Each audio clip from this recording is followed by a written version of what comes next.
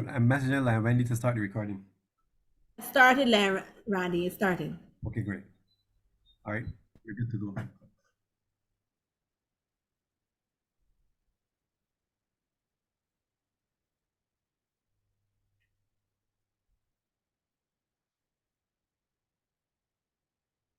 All right, Line President, when you're ready. Thank you, Randy. Good night to everyone on our video call for this presentation on project costing and proposal writing.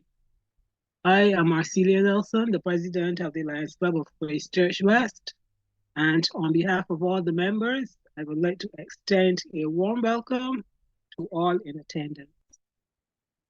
I believe that we have participants joining us from Lions in other territories, as well as members of other Lions clubs here in Barbados. I welcome all of you. And before we get into the presentation, I would like to take a moment to share my club's appreciation for every one of you who's lining up their schedules to be here tonight.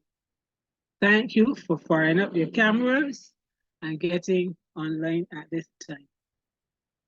We also have a special guest joining us tonight. This guest presenter, Mr. Kwesi Osai, has information on how we can better prepare our proposals for funding and at the same time how we can cost our project. I believe that some of us would have participated in seminars or workshops pertaining to these particular areas, but at the same time, it may be new topics for some of us. So tonight, presentation may be a refresher for some of us, but it may also be a new learning experience. Wherever you are on this learning spectrum, it is my hope that the presentation will prove insightful and beneficial as Lions, and if there are non-Lions here as well, as we seek to best enhance our skills, as we seek to get funding for our project. And so again, I say welcome to all of you to this presentation hosted by the Lions Club Christchurch. And we pray. God and loving Heavenly Father, we give you thanks for another opportunity to just thank you and be glad for our lives. There are so many blessings that you have poured into our lives over these past few months. We're especially grateful that we are alive to see another year. We ask, Father God, that as you journey with us during the remainder of this Lionistic year, that we will indeed feel your presence and your blessings on the projects that we bring to fruition to help those of our communities who are less fortunate than we are. We are indeed grateful for the gift of learning and for wisdom and for understanding. We give you thanks for our guest speaker, Mr. Osai. And as he speaks to us, Father God, we ask that you will open our understanding and our thinking. You will give him clarity as he speaks, and that what he has to say to us will help us on our Lionistic journey. Bless all who are here on the platform tonight, and may we continue to work together to be united in our common purpose of service, recognizing that as much as we do it unto the least of these our fellow man, that we do it unto you. So bless us now as we gather on this platform, and may we indeed have a wonderful learning experience. In Jesus' name I pray. Amen. And I now hand the proceedings over to Len Ellen Clark. Hello, good evening. This is Lane Allison, and I will be introducing Mr. Osei. Kwesi Osei is a certified project management professional with over a decade of hands-on experience leading diverse projects spanning national social development, climate change and disaster management, research, and education. With a solid foundation in change management, process improvement, and risk management cultivated over more than 10 years in the business realm. Kwesi brings a wealth of expertise to his roles. Currently serving as principal consultant at the Lioneer Training Institute, Kwesi holds a distinguished academic background, including a Bachelor of Science in Sociology and Psychology with honors, and a Master of Science in Building and Construction Management with distinction from the University of the West Indies Cave Hill campus. Additionally, he boasts certifications in leadership, effective communications, and human relations, and is a Lean Six Sigma Expert Master with a green and black belt. Over the past 9 years, Kwesi has excelled in training individuals from diverse backgrounds at local and regional level. Previously, he contributed as an adjunct lecturer and coordinator at the University of the West Indies Cave Hill campus, specializing in research project management within the Applied Psychology program. As a highly regarded PMP trainer, Kwesi has delivered bespoke project management training across a spectrum of industries, including information technology, civil service, renewable energy and environmental management, NGOs, telecommunications, financial services, oil and gas, and construction. Please help me to welcome Mr. Kwesi Osei, our presenter.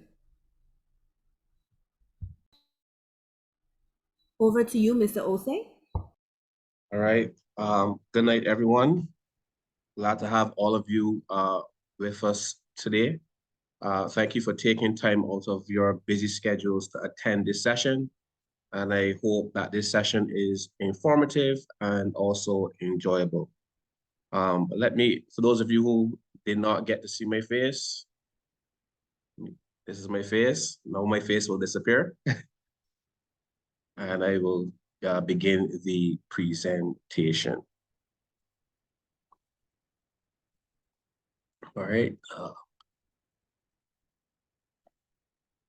Can we all see the slides? Can we all hear adequately? Yes, we can see and hear. All right, good. So again, welcome everyone. This evening, we're going to embark on a journey to enhance your project management skills within the Lions Club. We'll be exploring crucial aspects of project estimation, budgeting, proposal writing, and how to secure sponsorships for our community-driven initiatives. Again, my name is Kwesi Osei. If you say Osei, that's also acceptable. And I am honored to guide you through this hopefully insightful session. Now, as a project management professional, I've seen the impact effective project management can have on community projects. And this presentation aims to provide practical insights that will empower us to plan, execute, and fund our projects more effectively. So let's get started. So on our agenda, we're going to look at understanding project costs, estimating project costs, crafting a multi-purpose proposal, approaching private companies for sponsorship, and engaging with sponsors effectively. So over the next 30 to 45 minutes, we'll delve into some of the essentials of project management, and my aim is to equip you with the knowledge and tools needed to navigate project costs, develop good proposals, and secure sponsorship, right? As you will figure out along the way, project management is really the backbone of successful initiatives, whether it's donating food hampers or supporting foundations or aiding shelters. Effective planning and execution are really key. And today we're going to learn how to streamline these processes for even greater impact. Now, I don't want you guys to become intimidated. For those of you who may not have been exposed to project management, the language I'm going to use today is going to be very simple.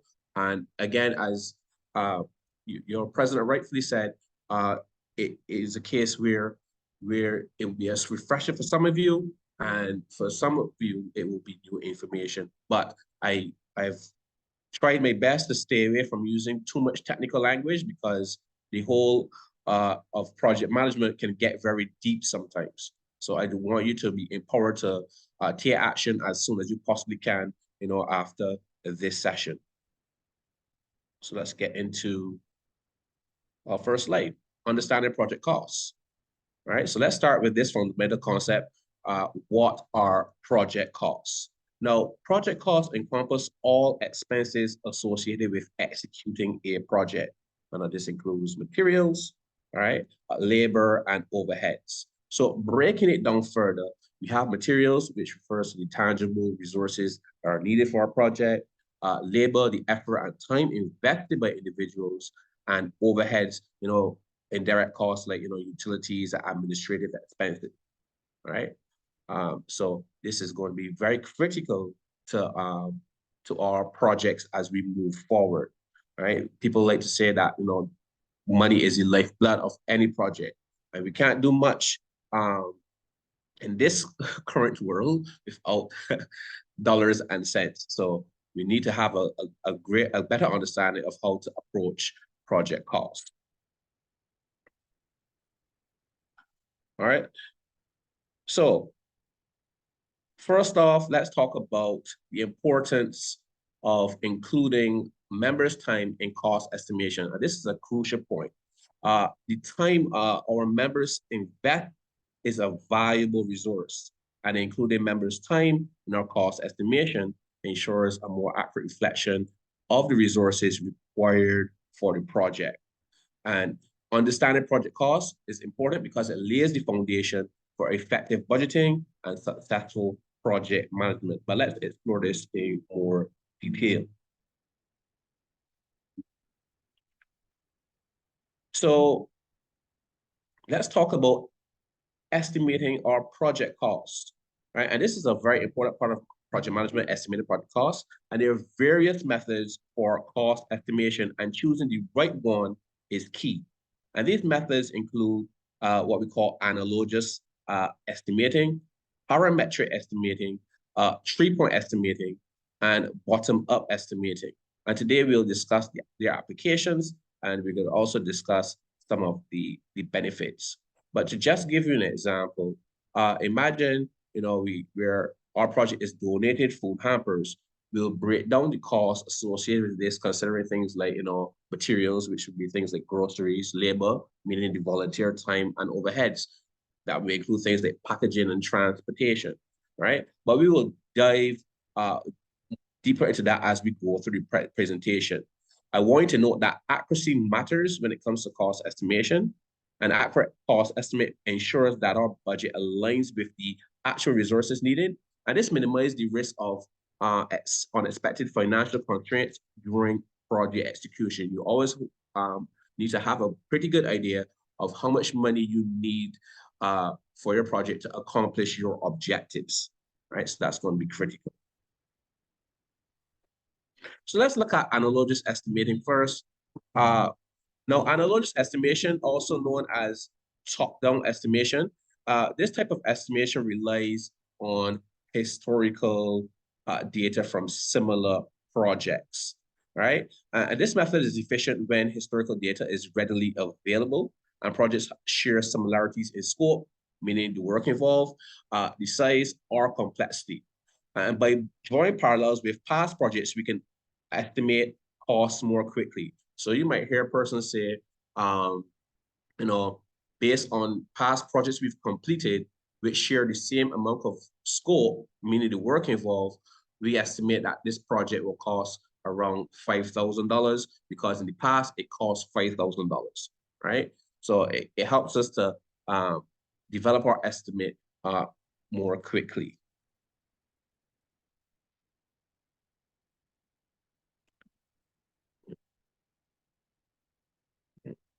If we want another example, if the Lions Club previously executed a project with similarities to the current one, your analogous estimation can be applied. For instance, if you had a past initiative involving distribution of care packages, we can leverage the cost data from that project, right? Which means this speaks to another thing where you need to make sure that when you complete projects that you keep that information documented, because that will help you to plan your future projects a lot faster.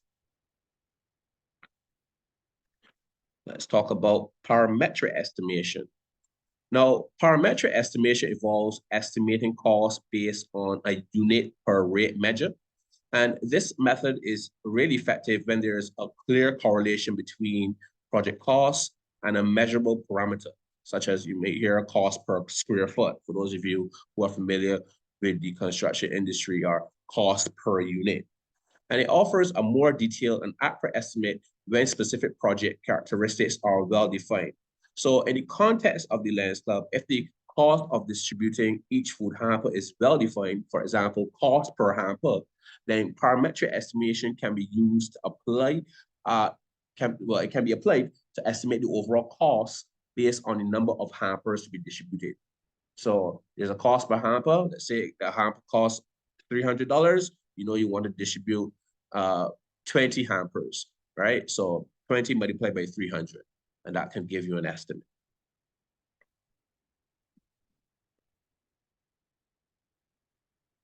Then we have 3-point estimation.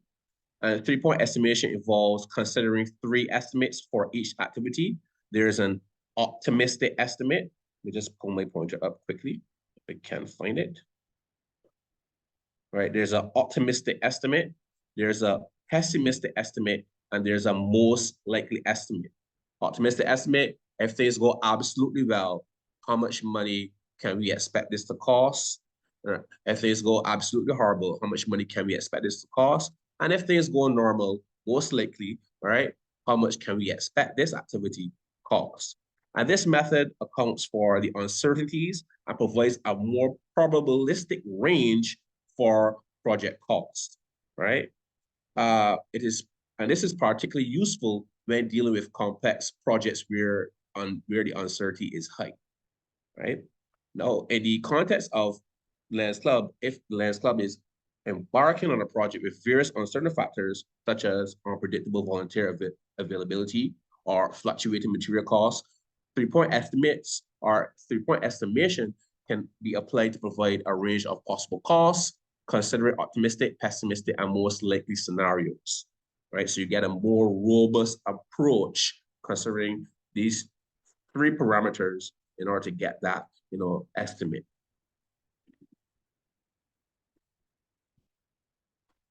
Then we have our final estimation technique that we are going to present, which is bottom-up estimating, right? Now, bottom-up estimating is a detailed way of figuring out how much a project will cost. So instead of getting the overall cost, you break down the project into smaller parts and estimate each part separately. Then you add up all these estimates to get a total project cost. Now, this method is particularly useful when the project is clear and you can easily identify all the tasks, right?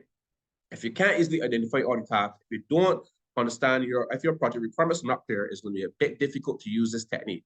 But if everything is clear and you can easily identify all the tasks, then this is pretty useful to you. It takes more time, but it gives a very accurate cost estimate, making it helpful for planning budgets and resources. But you need to have the time to do it, right? Just note that. All right, so some things you may want to consider in terms of when you're choosing your estimation technique. How much resources do we have that we can commit to estimation? How much time do we have, etc. Right? All right. Let's see here. Let's move on to the next slide. So let's look at an example, right? Let me go back. Let me go back a bit. Let me see what's going on here. Right. So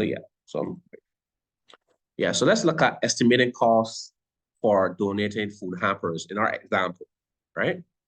So we know we have to break down these costs, right? We have the first cost, materials, right? Which would be groceries for our food hampers, right? So let's look at our approach. We should estimate the cost of groceries for each food hamper. We should consider factors like the number of items in each hamper, the cost per item, and if there are any bulk discounts to be had. And this provides a baseline for the cost of the essential materials when we take this approach.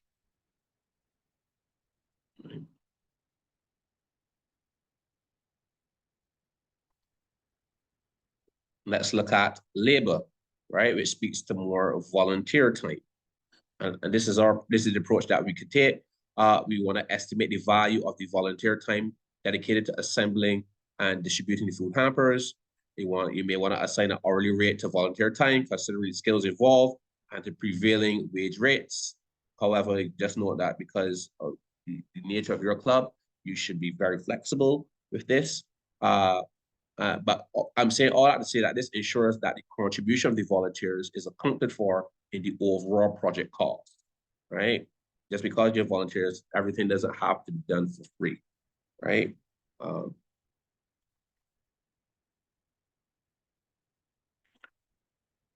Then let's look at the final cost we're going to look at for this food hamper example.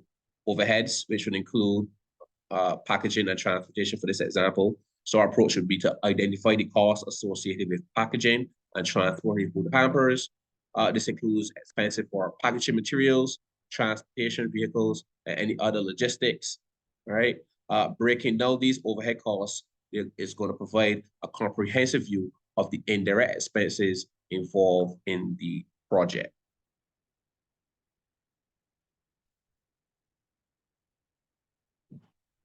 So let's move on to the next slide.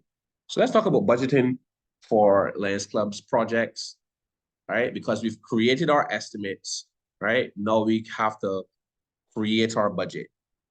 So when we're developing our budget, we want to recognize that a budget really is a financial plan outlining the expected costs and revenues over a specific period of time, right, for a project. It serves as a roadmap for financial control throughout the project, and it is based on the understanding gained from cost estimation, right? So this is going to be important for us to understand. We want to also make sure that we are allocating our resources effectively. Effective resource allocation is the key to a successful budget. By allocating your resources judiciously, we ensure that each aspect of the project receives the necessary funding. And this prevents overspending in one area and underspending in another area, which sometimes can happen on projects, right? And then we have balancing cost and quality. Now, balancing cost and quality is a bit of an art.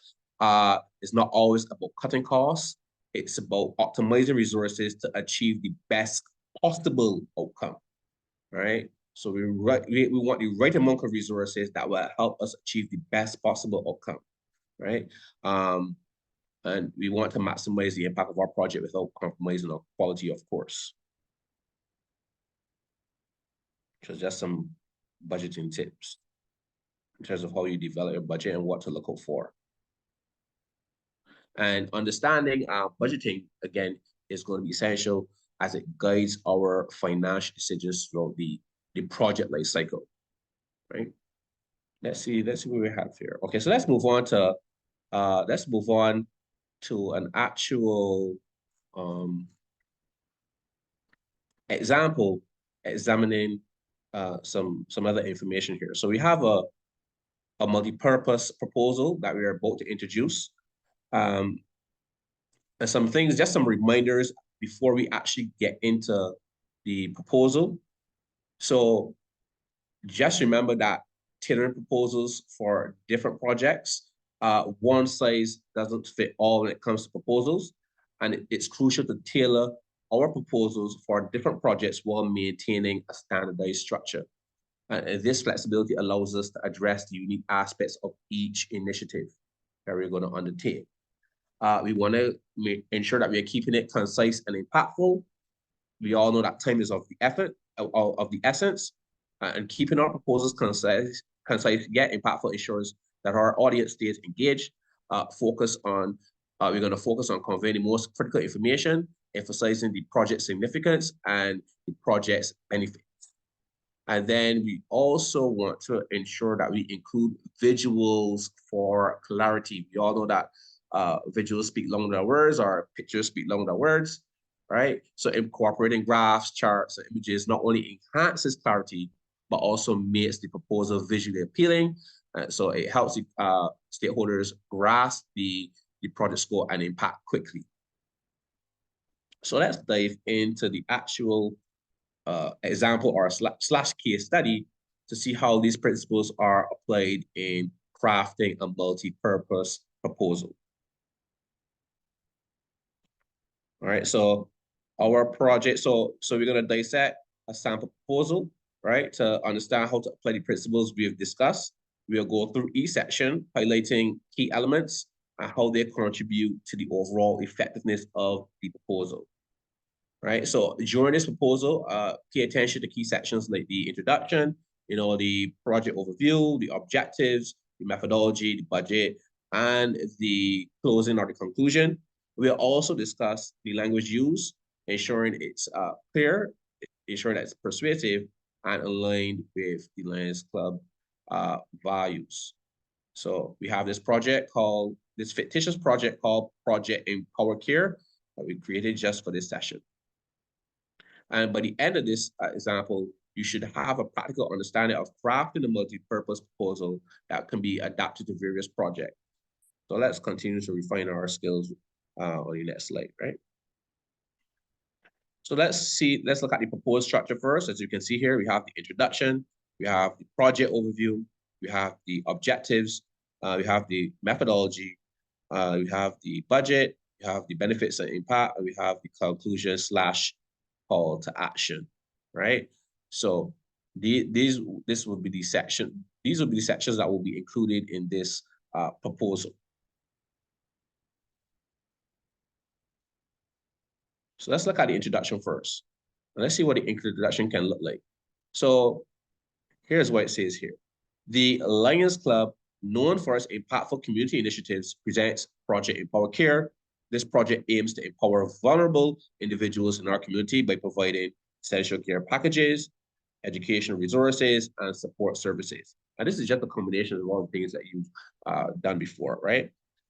My tip to you would be start with a captivating introduction that clearly states the purpose of the proposal, begin with a brief overview of the Lions Club and its commitment to community service. Clearly state the name and objective of the project.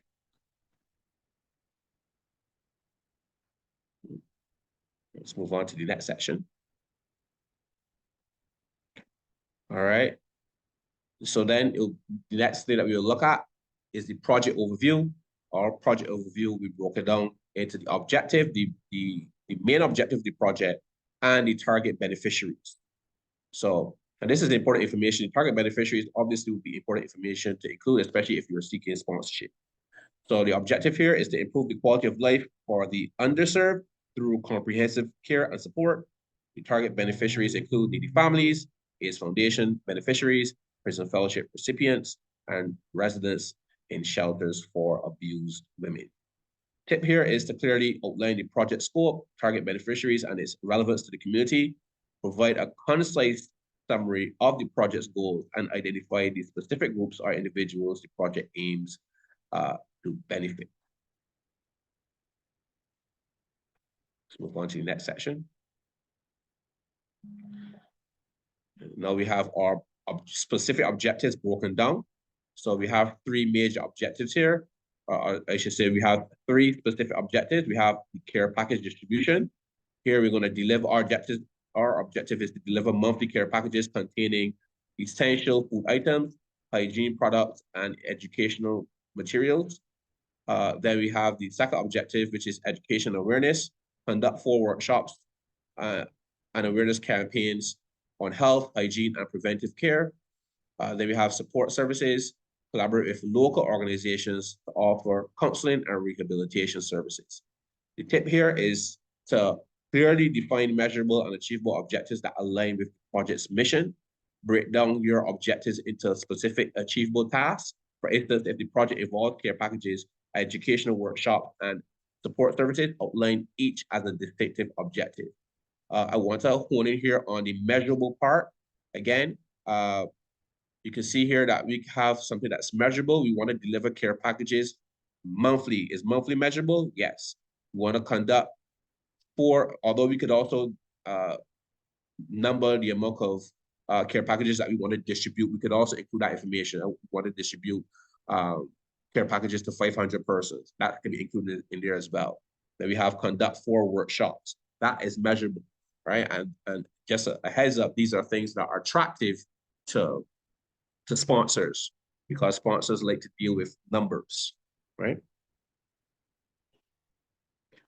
Then we have our methodology, aka our approach. So what are we going to do? We're going to engage Lions Club's volunteers for package assembly and distribution. We're going to partner with health professionals and educators for workshops. We're going to establish partnerships with local organizations for support services. I may add, the advice here would be to outline the step-by-step approach to implementing the project, clearly detail how each objective will be achieved, describe how volunteers will be involved, the partnerships you intend to establish, and the logistic details of project execution. Move on to the next section. Then we have the actual budget. Something is wrong. Oh, sorry. Well, I actually missed the budget part. Something. Okay, so something is wrong. Okay. All right. So I had a budget slide. It just broke down the 3 major objectives into costs. Somehow I probably deleted by mistake, so I'm missing that right now. But I still have the tips here to help you with the actual budget. So the tip would be to provide a detailed breakdown of expected costs and be transparent about how the funds will be allocated. You want to clearly outline material costs, your volunteer hours, overheads, and the total budget. And that's how the other slide was broken down. Very simple information. I think I had material costs at 15,000, volunteer costs at 5,000, just arbitrary numbers. And if possible, compare costs with similar past projects to provide context. This is why you need to make sure that you archive your information as you complete projects. Historical information will help you as you implement, as you plan and execute, right? So I can't state that enough, right? You need historical information. And if you've not done it before, now is the time when you plan to roll your next project, begin the practice now, right? And then we have, so moving on to the next slide, we also have benefits and impact. We have the direct impact, saying improve living conditions for our beneficiaries. Indirect impact, strengthening community bonds and fostering a culture of care. Very important. The advice here would be to clearly articulate the positive outcomes and impact of the project, both directly and indirectly. Explain how the project will directly improve the lives of beneficiaries and how it contributes to broader community well-being. Use statistics or anecdotes to illustrate impact, right? People like to hear statistics.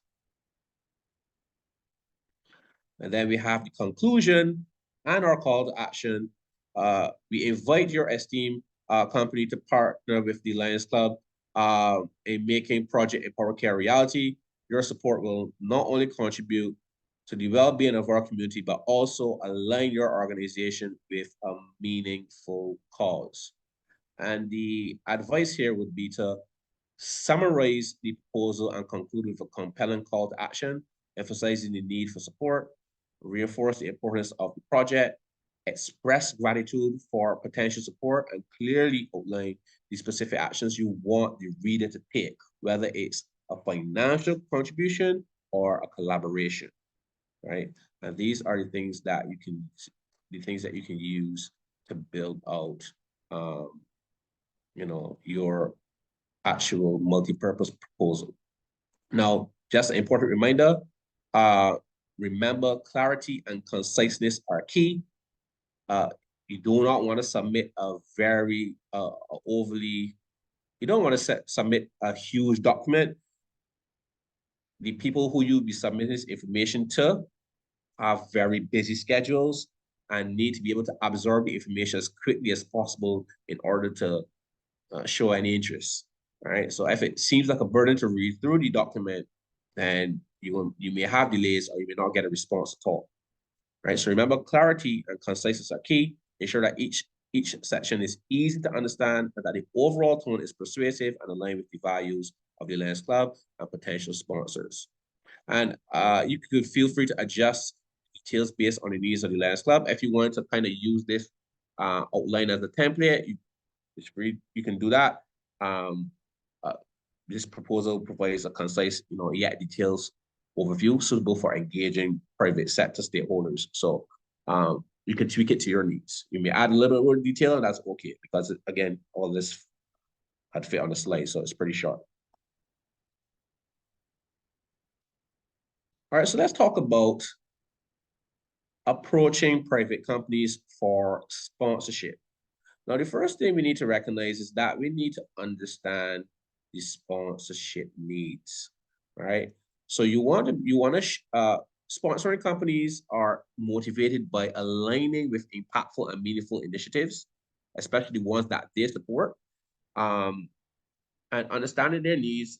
And you want to understand their needs and demonstrate how your project fulfills their corporate social responsibility goals, their CSR goals.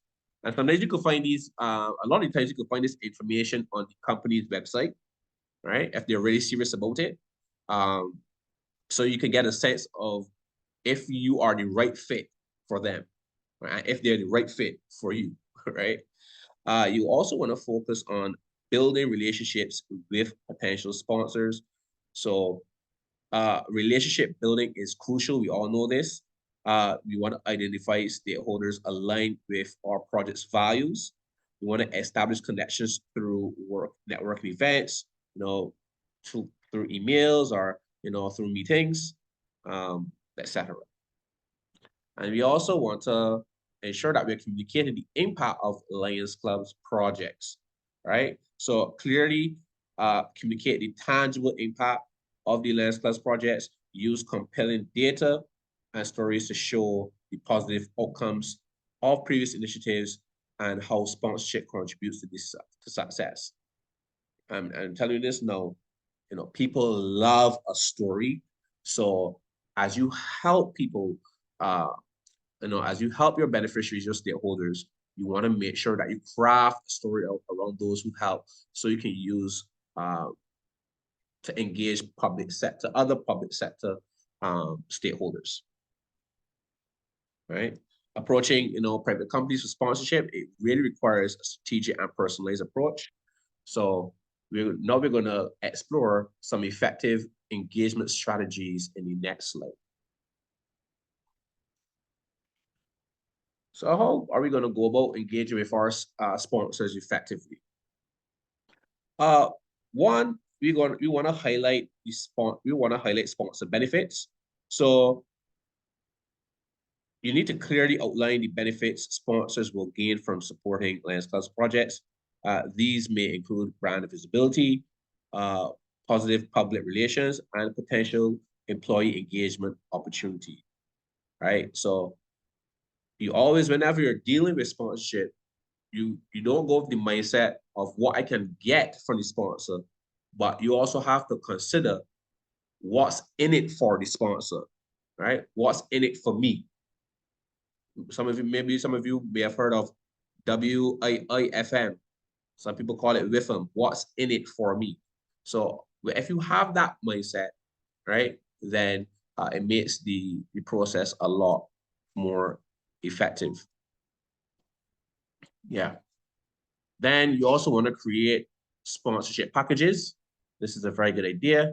So develop customized sponsorship packages with clear benefits at different levels. You want to tailor the packages to suit the interests and priorities of potential sponsors, making it easy for them to choose a level of involvement. And then you also want to leverage social responsibility trends. So highlight the increasing importance of CSR, your corporate social responsibility. Showcase how supporting the Lions Club projects aligns with current social responsibility trends, positively impacting the company's reputation. And effectively engaging with stakeholders is about creating a win-win situation, right? So that's always the focus. So we're not only going in to win for ourselves, but we have to create a win also for the sponsor, create an opportunity for them to win as well. All right, so so So let's look at, we're about to explore another hypothetical situation. Now this is here is what a successful sponsorship will look like. So here we are showcasing Asian Corporation's impactful partnership. Just please bear in mind this is an example. So let's look at the background. Bayesian Corporation, a leading advocate of community well-being, joined hands with the Lions Club in supporting Project Empower Care. Key highlights: Bayesian Corporation contributed as gold sponsor, committed $15,000 project. Their logo featured Their logo is featured prominently on the project's materials, including care packages and promotional materials. Bayesian Corporation actively participated in the project's virtual events, delivering a powerful address that resonated with the community. Let's talk about brand visibility and recognition. The partnership significantly boosted Bayesian Corporation's brand visibility, both locally and online. Their commitment to community welfare was highlighted in press releases, resulted in positive media coverage, right? All these are important things. Social media impact. Social media posts acknowledging Bayesian Corporation's goal sponsorship received high engagement. Regular updates on project progress featuring Bayesian Corporation's logo and contributions were shared across Lions Club's platforms. And then we have stakeholders appreciate this, and this speaks to positive stakeholder feedback. Stakeholders appreciated Bayesian Corporation's active involvement, strengthening their reputation as a socially responsible company. The Lions Club expressed gratitude for Bayesian Corporation's impactful contribution during the project's successful celebration event, right? So this is just to show you what a successful sponsorship, some of the elements of a successful sponsorship, that would actually look like, right? So this case study here really exemplifies the success of a strategic partnership, showcasing the positive outcomes for both the Lions Club and Bayesian Corporation. It demonstrates how impactful sponsorships contribute to project success and enhance a company's standing within the community, right? So these are the things that we need to be aiming for as we move forward, if we are not already doing them, of course, right? All right, let's look at some strategic, well, let's talk about the elephant in the room, right? Now, although companies may be interested in providing sponsorship, many of these companies, they're resistant to providing cash sponsorship, right? Certainly, you know, addressing the preference of companies for non-cash sponsorships can indeed be a challenge. So here are some recommendations that I share here with you to overcome this challenge, right? And you can choose which ones best suit you. So first of all, we can use in-kind sponsorships. So we can explore, you know, goods and services directly related to the project instead of cash. So for example, you know, a grocery store donated food items for care packages. Then we can also use skill-based contributions. So we can encourage companies to contribute based on their core competencies. So for example, the printing company would be the one sponsoring, you know, educational material printing, right? And we provide that service and those products. We have employee volunteer programs that we can also use. So propose programs where employees volunteer their time to support the project, enhances corporate social responsibility image, right? Again, this is something that you may not have thought about, but you can try to leverage this to your advantage. Event sponsorship, seek sponsorship for specific events for our project activities. Companies may prefer supporting tangible specific aspects. Most people already kind of do this already, so this is not so much anything new. Naming rights, offer naming rights for specific project elements. For example, XYZ educational workshop series sponsored by whatever company, right? Some more strategies. You use tailored packages, develop sponsorship packages that cater specifically to non-cash contributions, clearly outline the benefits and visibility they will receive in exchange for their in-kind support. Then we have collaborative marketing opportunities, propose collaborative marketing opportunities where both the Lions Club and the sponsoring companies can leverage each other's marketing channels to amplify the impact of the project. So if Lions Club has a obviously social media, all right, and the company has social media, that information will be shared on both of those social media pages, etc. We could also look into long-term partnerships, right? So position the sponsorship as the beginning of a long-term partnership, and this is a wise strategy. By emphasizing ongoing collaboration, companies may be more inclined to provide non-cash support as it aligns with their long-term corporate social responsibility strategy, right? And then we have finally customized recognition. Ensure that non-cash sponsors receive customized recognition that highlights the specific value they bring to the project. This can include tailored acknowledgement in press releases, social media, and project-related communications. So just some strategic approaches that you can use to secure some non-cash sponsorship. And by tailoring your approach and highlighting the unique benefits of non-cash sponsorships, you can increase the likelihood of securing support from companies that prefer alternative forms of contribution. All right, and that brings us to our question and answer segment. If you guys have any questions, I am all ears.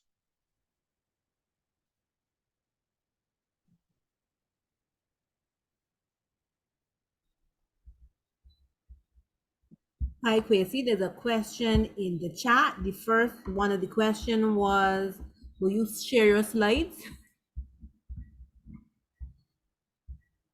Pardon, didn't catch that. One of the questions was, would you be able to share your slides? Yes. And I have to share my slides because I want to include, yes, I will share the slides. I have to include the slide that I missed, and I have to remove the apostrophe S from Lions. Okay. Yes, I noticed. Thank you. A question in the chat regarding analogous estimation. I find historical data hard to come by as a newer Lion. And also another question was a suggestion on how to store and share substantive historical project information. And a third question from the same person, it would be nice if this could be shareable at district level. Yes. Okay, so let me tackle the questions one by one. Let me just get to the comment section. So RE analysis estimating I find historical data hard to come by as a newer Lion. Any suggestions on how to store and share substantive historical project information? Well, if you do not have any historical data, you're gonna have to operate without it for the time being and try to cost the project as best as you can and make sure that you document that particular project and let that be the foundation of historical information going forward. It's not going to be perfect, right? But you need to at least get a start. It would be nice if this could be shareable at district level, at least some sample projects as guidelines. So you guys share information about your projects. I'm not entirely familiar with all of your operations. Maybe somebody can jump in here. Well, normally at each club is responsible, each club supposed to report at the district level and also at the international level, and we also report to the zone. So we share to show that we are doing what we're supposed to do. Right. So how do you guys access that information at the end of your project? I mean, you have to report. So if you have to report, I'm assuming you have to report on progress, and that includes time and costs. Yes. Well, the Lions Club International has provided a platform that we can write our reports, and any Lion in the world can see that report. And we also report at our meetings, our zone meetings, and so on. We will craft a report and present it to the Lions within our zone. All right. So I guess so I am assuming that you guys have information then that can be shared. It's just a matter of making other Lions aware that they can access this information. We may not go into the nitty-gritty, but a general report. A general report. Okay. All right. So okay. And I am assuming that you guys have pretty solid relationships with the other Lions, the other clubs. or call it districts, right? Yeah, we have within our zone and region and This one, district. right? Yeah, we work pretty well together because we have clubs here represented from across Barbados and across the region as well. Yeah. So if there's a situation where you do not already have that detailed information, maybe you guys can consider creating a portal, which is almost simply like a folder where you can store such information and it can be accessed by whoever needs to access that information. That information will not only be beneficial to that information will be beneficial to everybody involved. Right. Good night, everybody. Also, let me jump in here quickly. Go ahead. This is Lion Randy from Christchurch West. Also, this whole presentation will be actually shared on YouTube for all of the district, basically. So everybody should be able to access this presentation. But and thank you for allowing us to also have the slides. Yes, I will definitely give you guys the slides for sure. Hi, good evening. Yes. Yes, if we can just assist in relates to the question that was previously asked. The information that Alison indicated, the clubs report across the district to international. So any information that will be required can be found on the MyLion portal.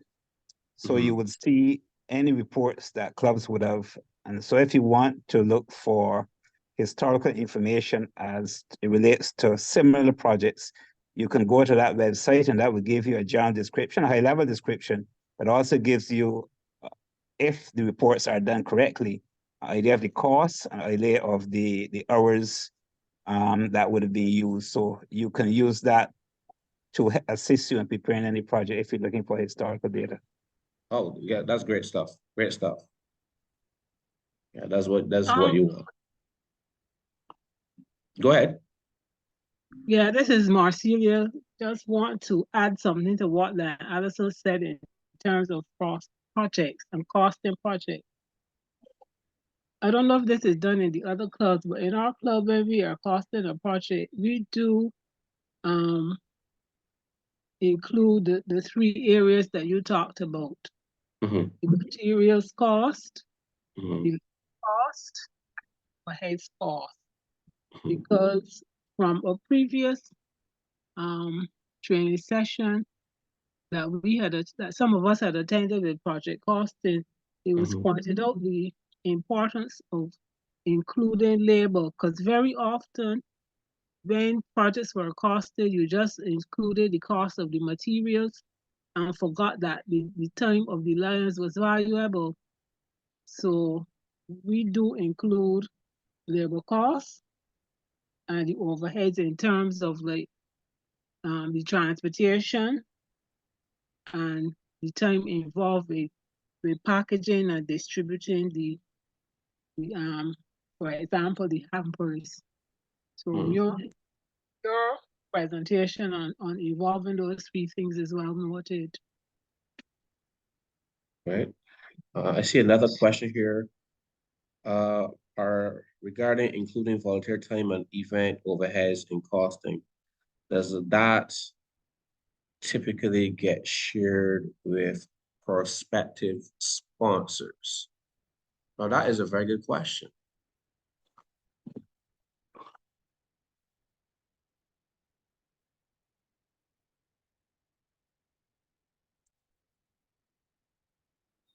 Volunteer time, event overheads. I'm trying to, I don't want to answer incorrectly here, so I'm actually very cautious before I even attempt to answer this question. I want to say, I want to kind of say a half yes, but it depends on it. It depends on who you're approaching. Some people want all the details, no matter how strange it may seem to them. And some companies, you may not have to provide that level of granularity in terms of information. What I would say though, is that I think it's just best to be above board and to show all the costs. It's better to let the sponsor know what is being required of them, how how much skin they need to put in the game, for lack of a better term right now. Yes, it's just best to be above board. I just like the approach where everything is just open and clear, and you leave it up to the sponsor to decide. Can it turn away some sponsors? Yes, because some sponsors be say, well, why do you have labor costs in there? Is it not a volunteer type project? But man hours should still be costed regardless. So some people have trouble understanding that. So it's a bit of a mixed bag, but in either case, you should be transparent with all costs. It's just the ethical thing to do, right? Excuse me, Please. Quincy, this is Allison. A quick question in about regarding cost in labor. Yes. So if we are doing a project, say we were doing a beach cleanup and we spent 2 hours on the beach cleaning up the trash and bagging it. Or as opposed to another project where we may spend time like maybe going to old people's home, cooking food and sharing food and that kind of project. Would you then cost the labor differently, or should it be like a general costing for the labor? Can you repeat the first example? Say I was thinking about a beach cleanup. So we were at a beach cleanup for 2 hours, and we cleaned the beach and we packaged the trash and carted it off to wherever. Yeah. And I said, now maybe I would cost that at $15 an hour for labor cost per volunteer. And then the other example was maybe a situation where we fed some persons at an old people's home. So you had then labor would be cooking and sharing food and all of that. But I was just trying to figure out, is it that we should cost the different things differently because it may be. Yes, you may have to take a different approach to costing your various activities, right? If you use the beach cleanup, I wouldn't necessarily want to use an hourly rate. If it were in your position, I will probably use a day rate, as in you're going to get like $50 for the day for contributing. Because if you do it per hourly rate, right? You can't really yes, you have an estimate of how long it can take, but remember, your estimate is only really an estimate. Things can go differently, and you think it may take 2 hours, and it may take 6 hours, or 8 hours, or 10 hours. I know I'm being extreme because it's a beach cleanup, but still, right? You want to be careful when you're costing things like that. You don't want to use a per hour rate. So I think you probably can just go with you come for the day, and you get you're here for however long, whether it's an hour or 13 hours, this is how much money, you can expect to receive for that particular initiative. I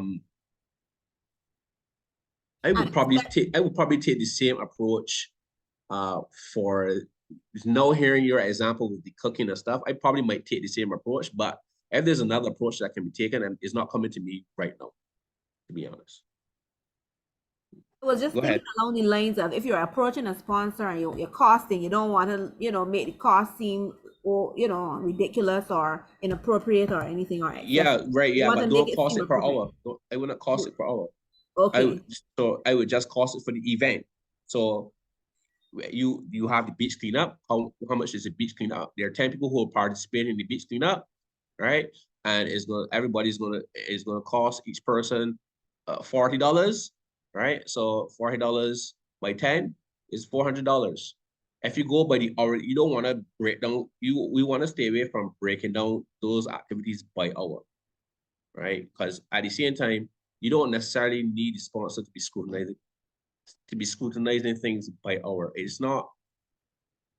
I don't want to say it's not that important because people are spending money, but that level of granularity is not required for such an activity, right? As somebody may want to argue different, they can argue differently, but from my experience, that's not the case. Right? Thank you. Well, yeah, like, okay, so for instance, you say, okay, somebody finds out you're paying them by the hour, right? And then a 2-hour job becomes an 8-hour job, right? And then you're expecting 8 hours of pay for the hourly rate. So you see how you need to nip that in the bud, right? So I understand. Thank you. yes, no problem. I see Marcelia has her hand up, and also Jason. Marcelia, you had a question? Alison, I said what I had to say before. Sorry, I didn't lower my hand. Sorry. Okay. Jason, you have a question?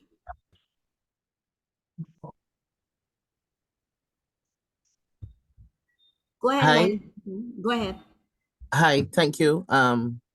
Great information. Thank you. I was thinking when you were giving the examples, really beach cleanup and the cooking and so on. In the past when I've tried to do this, and it didn't have a successful funding outcome, but I remember thinking about what is the cost of this particular type of labor. So for instance, I was playing with numbers in terms of something with the blind. So I was thinking like what would be the doctor's charge per the time and so on. So I mean, so I was thinking that like in the example with cooking, like what's the typical labor cost for someone cooking versus what's the typical labor cost for someone doing cleaning or sanitation work. So I think I would have probably gone down that line naturally if it was me writing that proposal. Just saying. Yeah, my question there to you would be since I am assuming that you had the market rates included in the document, how did the sponsors react to that? Oh, well, that particular one, when I was thinking of it, that didn't actually come to any action, but Yeah. there was another one where I would have included some professional rates, and the Mhm. donor never got never got back to us. So my Maybe that was approach, successful. So yeah. my approach to what you've just said, don't want to lose my train of thought now. I think when we're deciding rates for persons, again, we need to stay away from the per hour rate. I think we need to even if we find the market rate, we need to be real, right? We need to sit down and discuss with the volunteers what they think is a reasonable, meaning that they have to give a little, right? They should not expect market rate even if they can get it, right? It should not be the expectation, because at the end of the day, you're giving, it's not a job, right? Yes, we're doing work and you want to at least get back something for the work and for your efforts, but you're not being hired, right, at the market rate. So if you can negotiate and discuss with your members what they're willing to take for that particular day, or I don't know if it takes a week or some events take a week or what's not, for that for those initiatives, then that can help you build your estimate. But the per hourly rate normally will inflate the budget significantly.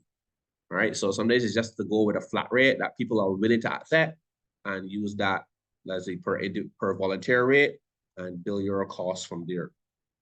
I see another question. I've seen some donors ask for a concept note style first. Is it easy to convert this to that? Yeah, sure. Yeah, it's not. Yeah, that's not what I presented to you. Is not too far away from the concept, right? Essentially, even when they say a concept, no, essentially what they're saying, they want something that they can read and absorb quickly, right? Want the monetary values related to the volunteer hours and overhead potentially significantly enhance the overall project cost. If you go at market rates, they will, right? But if you can negotiate with members ahead of time what they think is at least acceptable, right? And I know you guys have reasonable members. Nobody's looking to try to make a profit out of this. We are all trying to help our fellow man. So it's just something probably to basically cover, like, some of the costs that you would incur along the way. How to express the in-kind contribution, skill-based, and volunteer requests in the project budget. in-kind contribution, you will have to break down, and this, I guess you're kind of like speaking to packages, right? You can break down your packages and decide what each package will cost. It will require you guys to come together, use your heads, brainstorm, and to develop those packages. Also, what I could actually do for you guys as well is include some examples of what packages could look like, so people can see, and if they wanted to be involved, how they evolve, at what level they will be involved at, what's required from them. So that's good. So I will include that in the slides as well. I'm trying to express the skills base, employee volunteer. You may not have to, the employee volunteer and skills based stuff, you may not have to express that in the project budget. You would probably just have to request it, right?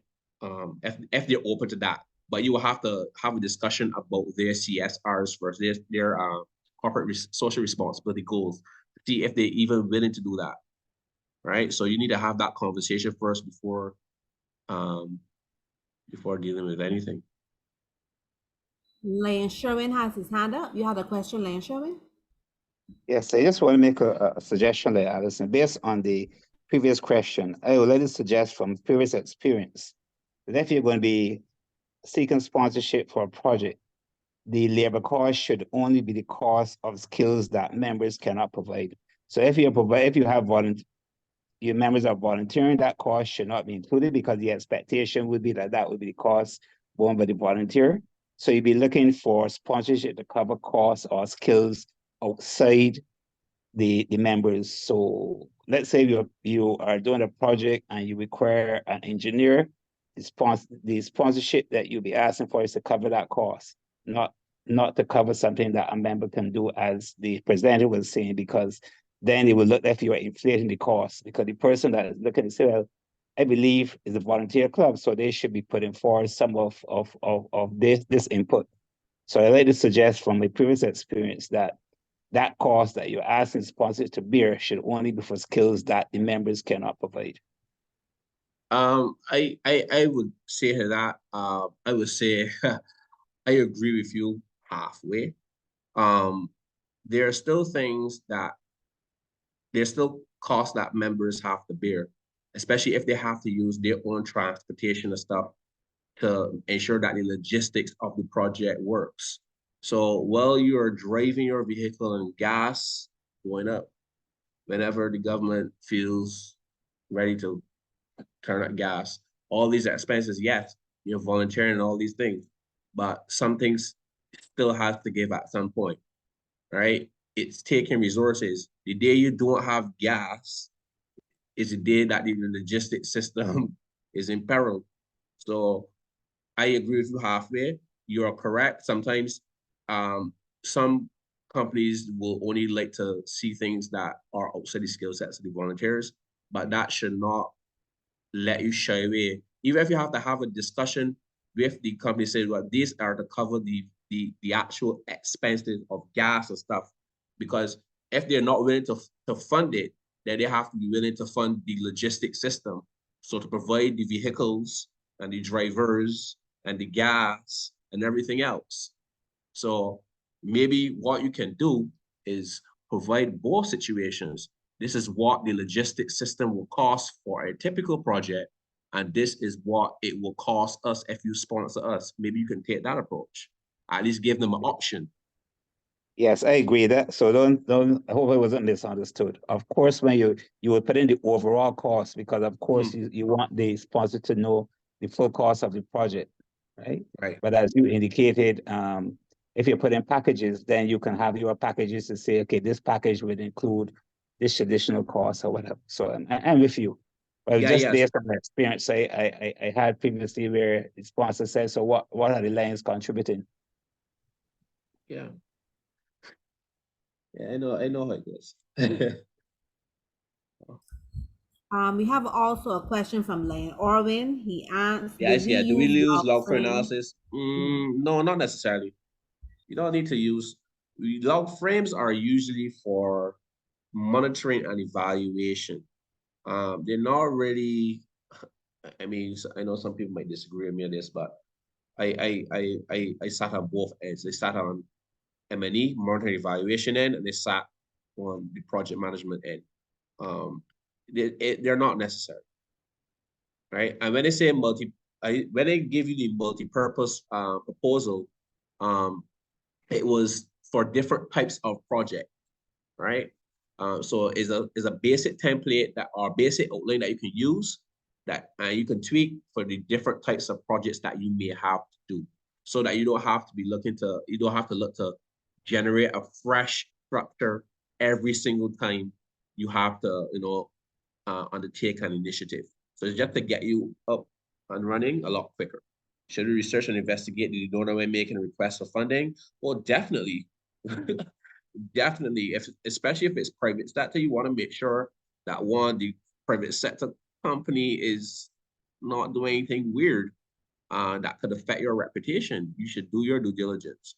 You also want to see if you can get any information about their CSR goals, their corporate social responsibility, to see again if you guys are a right fit together. By doing that, you could determine which donors or sponsors. Donors is a very strong language. I prefer not to use donors, use sponsors, because donors, I think about funding agencies and the IDB and the CDB and what's not. But the sponsors, you want to make sure you do your due diligence, right? You want to make sure that they're a right fit for you. You want to make sure that you're a right fit for them. You want to identify who are the potential long-term partners, who are the partners that, you can, I mean, I guess you would take anybody who comes, right, that, willing to help, but you want to be able to identify the long-term partners. You may even want to identify short-term partners, right? But it's up to you. Would Lions be able to approach entities like the IDB? The last time I checked, you guys are considered to be civil society. Somebody educate me, please. There may be some scope for you to, you may be able to gain access to some grants, but that's something that you have to investigate. I'm not absolutely clear on that. I've worked with the IDB before. I know they do stuff with civil society to some extent. They do stuff with the government, of course. They do stuff with private sector from time to time, but they're mostly in the form of loans. Sometimes they do offer grants. So what you can do is investigate. You can look at the IDBs, you can look at the CDBs and see what's going on there. So see who's willing to fund your project. And that's something that you guys probably should explore in either case. Reaching out to funding agencies who align well with your objectives and values to see if they're willing to fund your projects. Even if you don't get funding, it gives you good practice so that when that really good opportunity comes along, that you're ready for it, which is another thing that a lot of people, let slip away. You need to get the practice of, writing the proposals and what's not. That's a very good suggestion. Thank you. Mm-hmm. So, Kwesi, are you interested in becoming a lion? I thought it was already a lion. Great. from the Lioneer training. Yes, I noticed that. So then Addison, don't waste the opportunity. I won't. Don't worry. You need to close, as he indicated, for the marketing aspect. You need to do your closing. Well, I am very impressed with Mr. Osei, and I think that he would be a fabulous lion. I would like to invite you to a couple meetings. Well, you can send me the information. Just please bear in mind my schedule is very busy. It's very busy. Yeah, but send me the information. Because I would like to learn a lot more about you guys too. Did you hear me, Mr. Kwesi? We do online meetings. We do online meetings? Yes. You also, that doesn't negate my busyness. So for busy persons like you also have different forms of membership. So you don't have to attend all meetings. You can choose the type of membership that best suit you. Yeah. But this is what I would say though. I wouldn't mind coming back again, returning again to give you guys more information about topics like these because everybody needs project management help, right? I know I normally I just teach and certify persons to become project management professionals and project managers and what's not. But generally speaking, this is a skill that needs to be developed on a national scale. So if wherever I see the chance to build the competencies, I'm pretty open to those opportunities. Lion Jason has his hand up. You have a question, Lion Jason? Thank you. Yes. So do you have any suggestions on, well, I know you indicated that it's good practice to do the proposals and so on, but sometimes in doing them too, there's you can get some feedback trouble in that you might get ignored completely.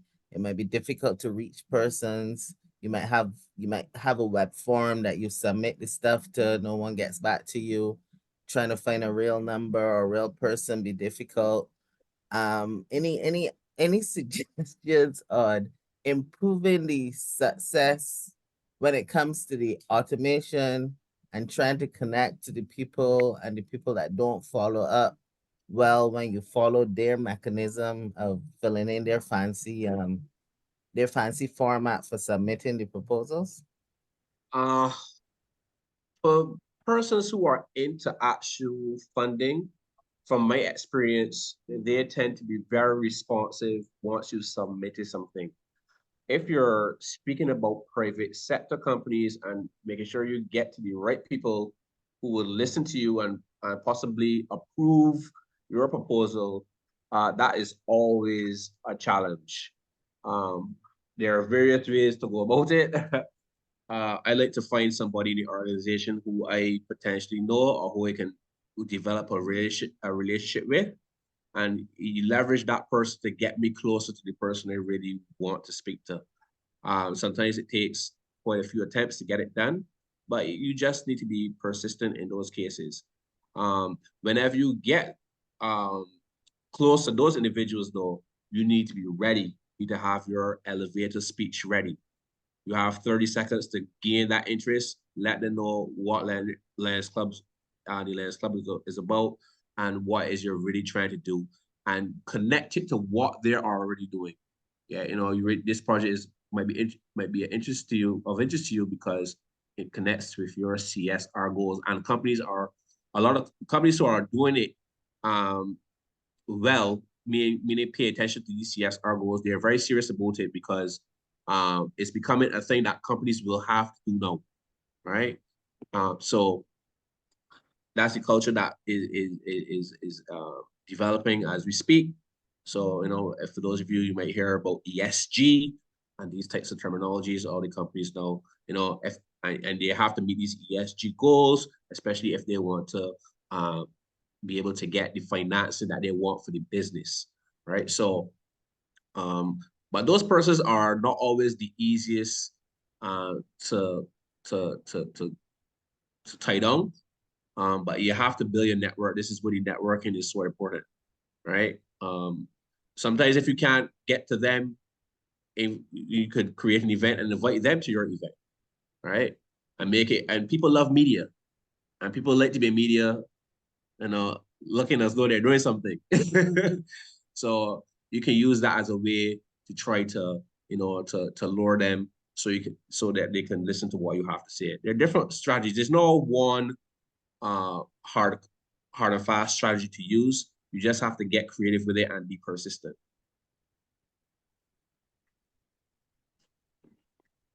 Thank you. Are there any other questions from the floor? I heard you said that you have to have an elevator speech ready. Yeah. You know, do you prompt our elevator speech or you leave it up to us to sit down and work it out among ourselves? What are some examples of a elevator speech, 30 seconds. It depends. It's something that you guys have to work on amongst yourselves, because it's really a 30-second speech that you have. Like, imagine you're meeting me for the first time and you want me to fund your project. How do you get me interested within those 30 seconds? Obviously, you're not trying to give me all the details of the project. You're just trying to give me the core points. Who am I? What we do, and how can it benefit the sponsor? And that's the elevator speech. From the Lions Club, where this is the projects that we do, and this is how it can benefit you if you collaborate with us. Always speak in terms of what's in it for them, aka what's in it for me, right? So once you take that approach, and again, that looks differently for different people. But I know when you guys put your heads together, you guys can come up with something. And the persons who are normally tasked with engaging the sponsors, they would be ready, right? And thank you. I think you gave me the framework or the skeleton of it. Yeah. Who am I, Yeah. what we do, and how it could benefit us. I mean, those are the Not three. benefit you, not benefit you, not benefit you, benefit How it could them. benefit them. Yes, they're not going to give you sponsorship unless it can benefit them. So come on. Right. Yeah. Right? This is the world that we live in now. So right. think in terms of what is in it for them, what they're getting out of the deal. Right? So and this is sometimes the challenge that we have with sponsorship. We think of sponsorship as just getting money and donating money. It really is still business. We all have needs that need to be met. What are their needs that need to be met? How can the Lions Club serve them? It might be just visibility in the public, projecting them in a positive light. That, for some companies, that is a big deal. So we have to think in these terms if we want to be successful. Right. Very well. I think you cleared it up, and I have a framework in my head, so I Yes. really will be able to put it forward. That is all I wanted, just a guide and the question. How it benefits them is the more important thing. That, and when we say who we are, then they know what we stand for, and then what is in it for them. So I think those three areas would have cleared it up. So thanks so much. I am from Success Laventille Lions Club, and is the president speaking. Thank you. Okay.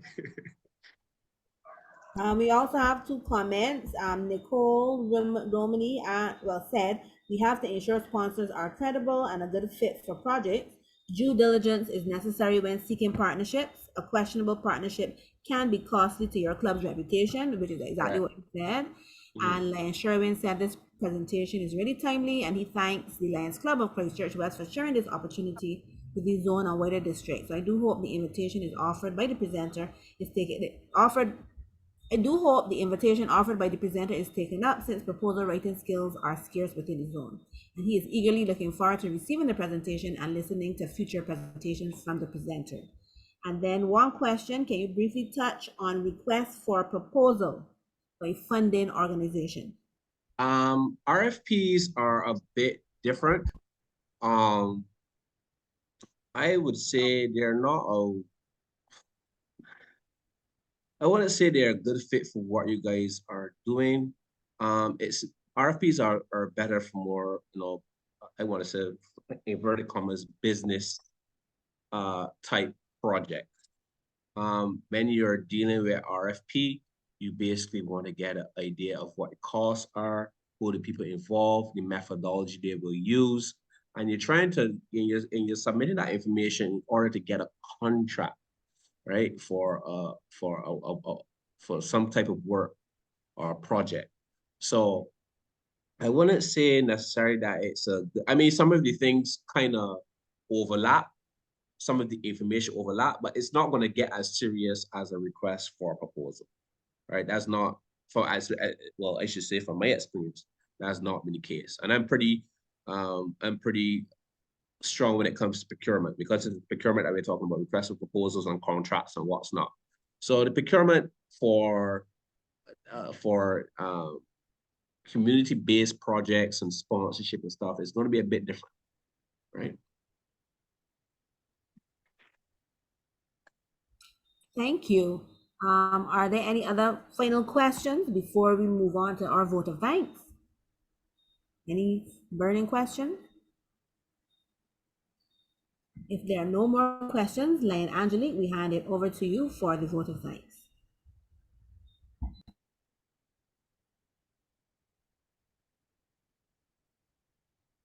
Good evening. According to St. Ambrose, who lived many years ago, no duty is more urgent than that of returning thanks. So I'm delighted to have been given the opportunity of delivering the vote of thanks. I want to start by thanking all who played a part in the bringing of this evening's presentation to fruition. The members of the membership committee, Dr. Lion Marcelia Nelson, MJF, our president, for her warm welcome and her invocation. To Lion Allison Bishop for her introduction of our guest speaker. A warm thanks to Len Wendy Labari and Randy Payne for hosting the online platform. Excuse me, I got a frog in the throat. A special thank you to all the Lions, Leos, guests in Barbados, and especially the other territories. Your presence this evening made it extra special. Finally, a big thank you to Mr. Osai for your very educational and informative presentation. As my president said earlier, for some of us who will be hearing it for the first time, and for others, it would be a brush up. But I am sure that from the questions asked, that everybody here on this platform this evening would be in a better position to cost our projects and to write our proposals. Mr. Osai, we're going to take you upon your offer to assist us in these ventures again. I will keep behind you to being a member of the Lions fraternity. Once again, I want to say a big thank you for everyone, and do have a good night. All right, thank you guys for inviting me.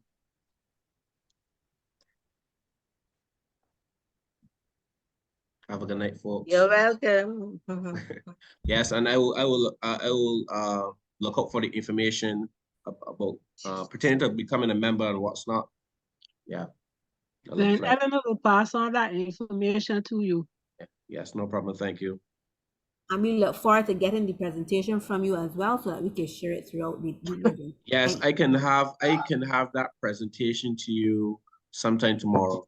I just need to include the slide and just tweak some of the language in there. Awesome. Thank you so much. No problem.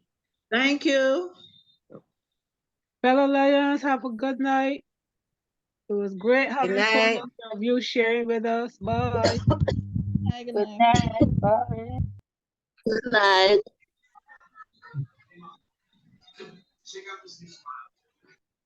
Have a good night, Good night, Lions. everyone. Good night, everyone. Good evening, everybody. Thanks for coming. Love having you all on. You're most welcome, Randy.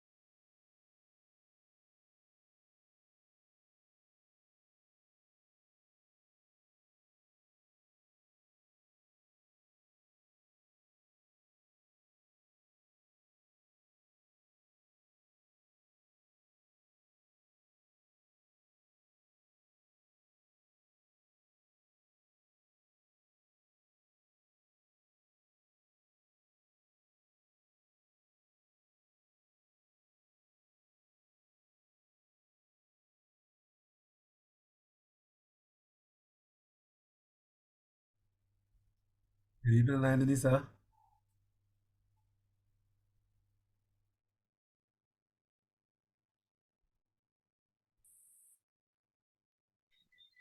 Thanks, Len Randy, and thank you, Len Allison, for filling in.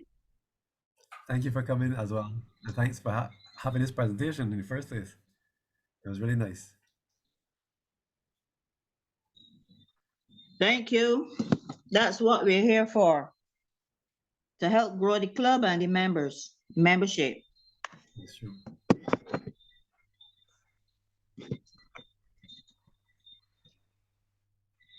Good night, Good Lion night, Bob. Pleasant night, everyone. Hi, Lion Wendy. Thank you so much once again. How did the meeting go?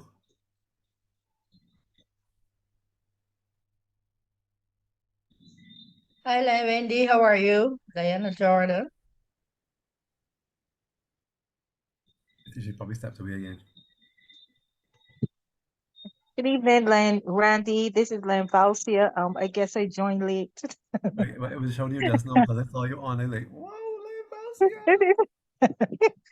I joined late. I just came into Barbados this evening on the Right, jet because I flight saw at your message. 6. Right. Yeah. Oh Okay. boy. Well, welcome Anyhow, back. oh, thank you. I hope it's a repeat because I would have loved to Well, hear what we're it's gonna all about. we're gonna share it on YouTube, so you'll definitely Okay, see all awesome. of what happened today, and they'll. Well, as you heard just now, they're looking to liaise about or repeat maybe or something more in depth. Oh, okay. Let me know of that or any other activities. I'm in Barbados. Yeah. I'm so happy. All right. All right. Have Right. a good night. Good night, Lions, fellow Lions.